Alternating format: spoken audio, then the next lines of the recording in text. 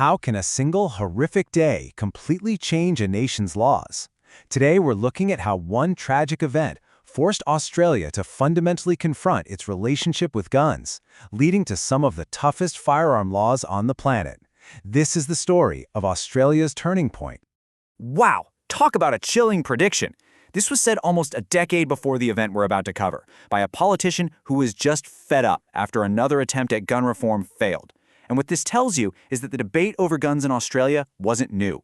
It was a tense, drawn-out political fight, and the lines had been drawn in the sand long before 1996.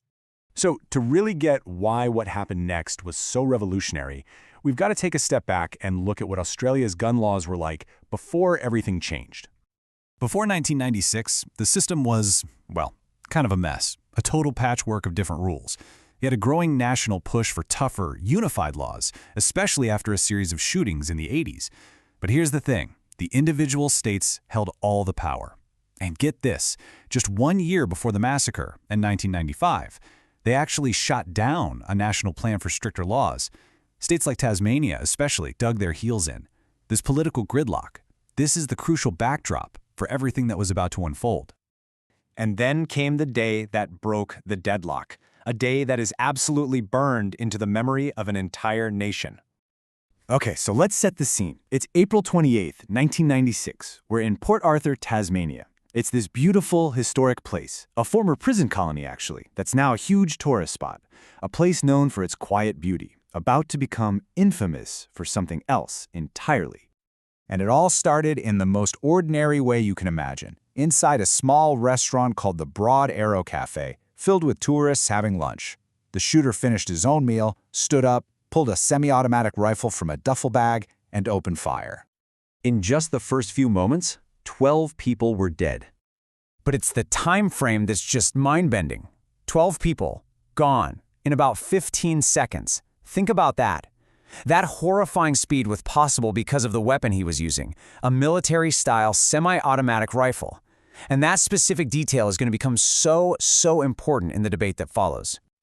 But it didn't stop there, not even close. The violence just spilled out from the cafe into the gift shop, the parking lot. He then carjacked a vehicle, killed again, and took a hostage before finally barricading himself in a nearby guest house.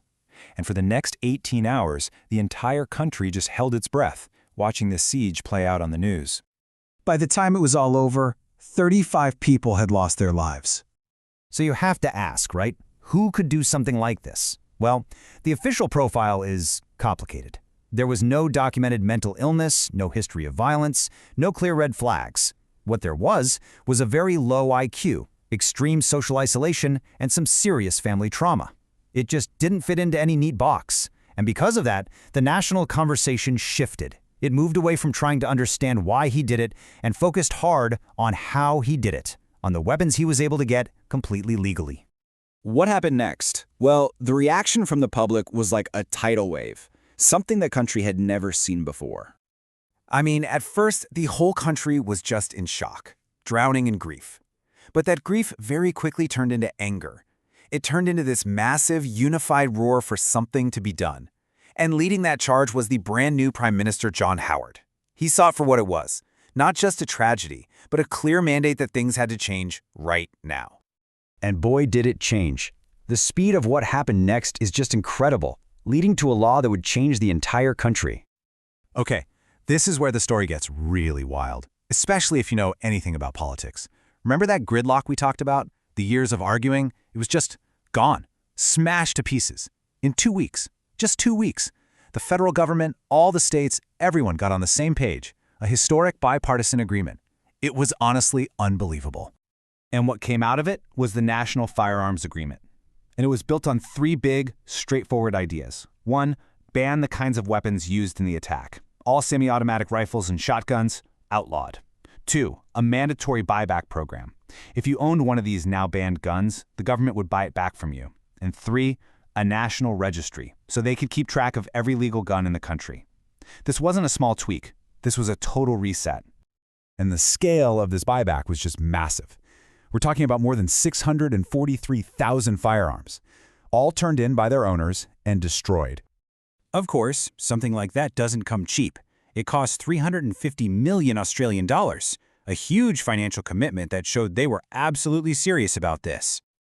But here's the really clever part, how they paid for it. The government brought in a tiny, temporary, one-time tax increase that pretty much everyone paid. It meant every single taxpayer chipped in a little bit. And that transformed this from just being some government policy into a true national effort that everyone was a part of. So here we are decades later. What is the lasting impact of that day? What's the real legacy of the laws that it created? Well, for one thing, they didn't tear down the Broad Arrow Cafe. They didn't try to erase what happened. Instead, its shell now stands as part of a memorial, a quiet place to reflect.